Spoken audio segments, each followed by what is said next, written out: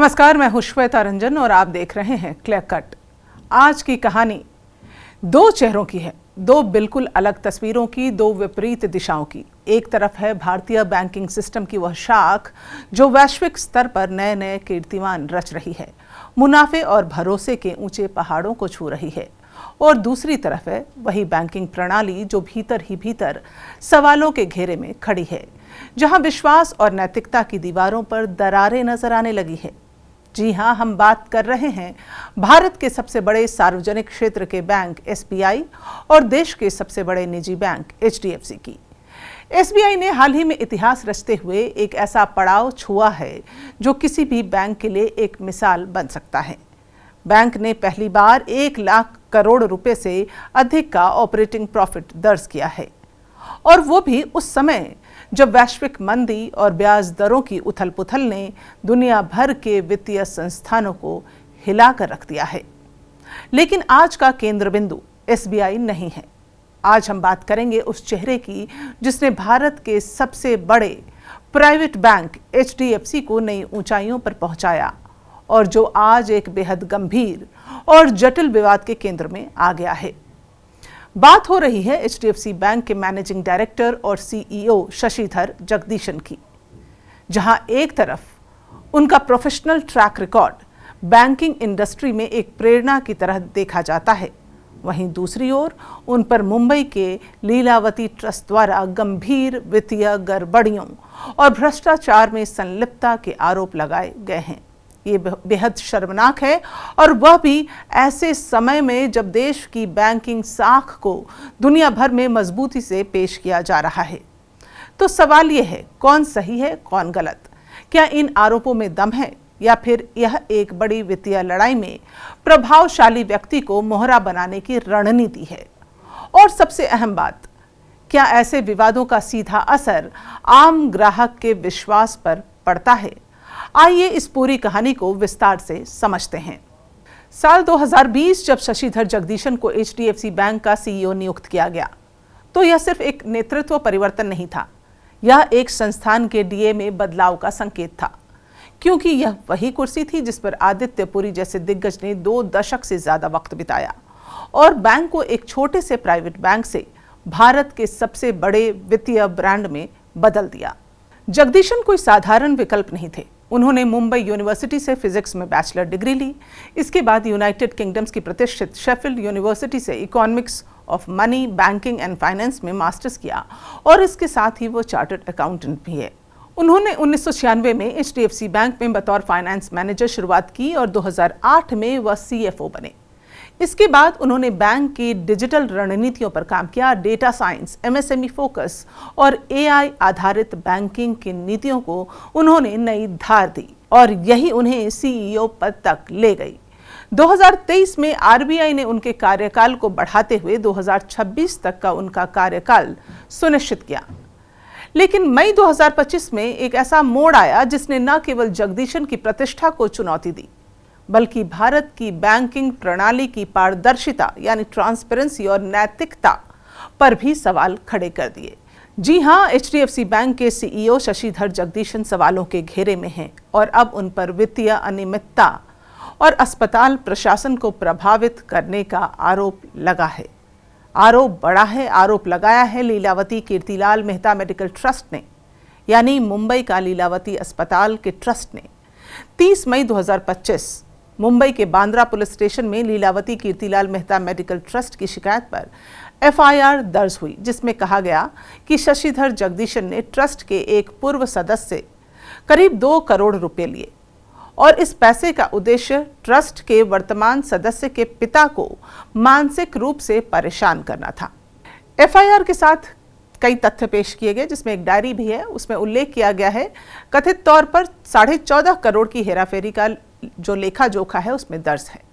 Trust का दावा है कि इन पैसों में से करीब 2 करोड़ रुपए सीधे शशिधर जगदीशन को दिए गए, यानी उन पर ये वित्तीय अनियमितता का आरोप लगा है। इतना ही नहीं, ट्रस्ट ने आरबीआई, सेबी और वित्त मंत्रालय से जगदीशन की तत्काल बर्खास्तगी और उनके खिलाफ कानूनी कार्रवाई की मांग भी की है।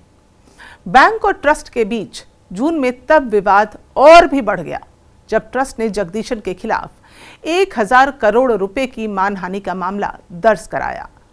शिकायत में कहा गया कि चेतन मेहता ग्रुप ने ट्रस्ट पर नियंत्रण करने में सहायता करने के एवज में जगदीशन को करीब 2 करोड़ रुपए दिए हैं।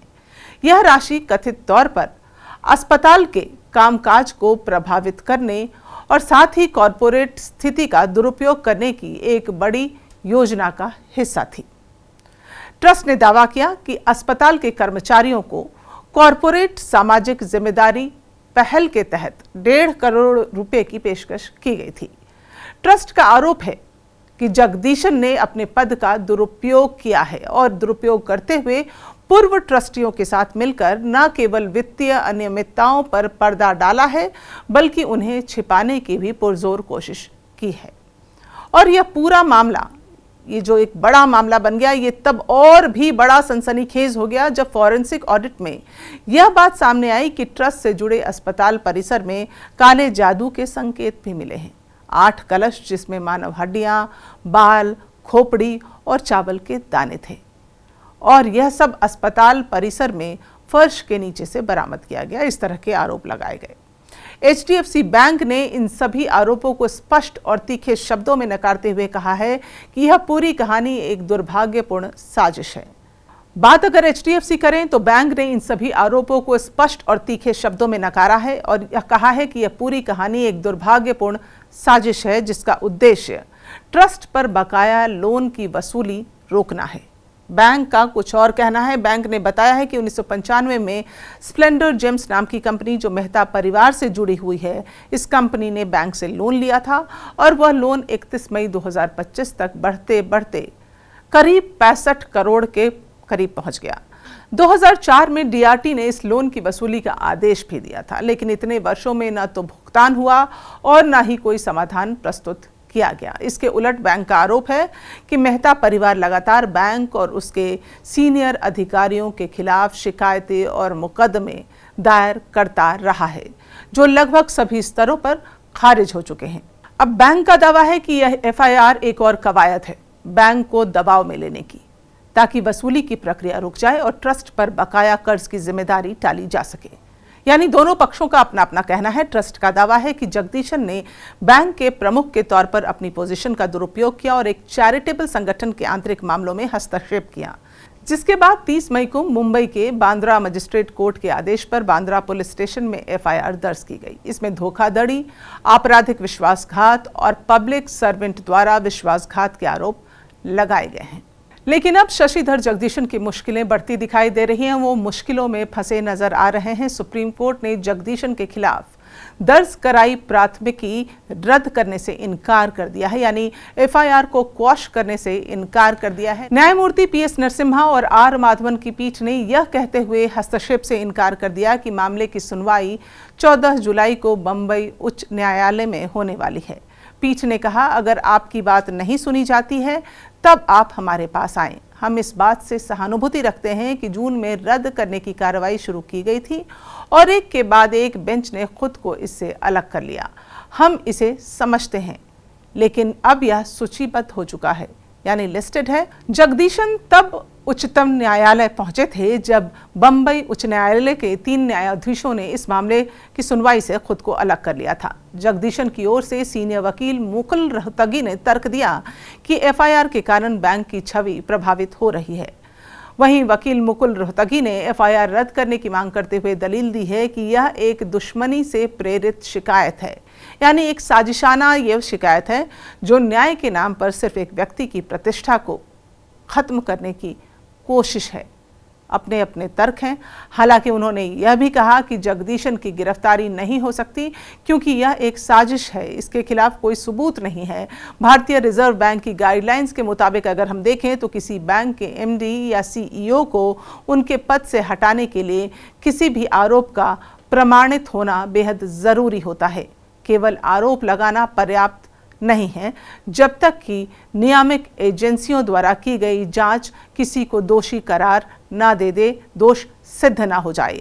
अगर लीलावती ट्रस्ट के पास ठोस और स्पष्ट प्रमाण है तो उन्हें RBI या अदालतों के समक्ष प्रस्तुत करना चाहिए, लेकिन जब तक कोई निष्कर्ष सामने नहीं आता तब तक यह मामला संवेदनशील है, लेकिन अधूरा ही रहेगा जब देश का सबसे बड़ा सार्वजनिक बैंक SBI दुनिया भर में भारतीय बैंकिंग सिस्टम की साख को ऊंचा कर रहा है।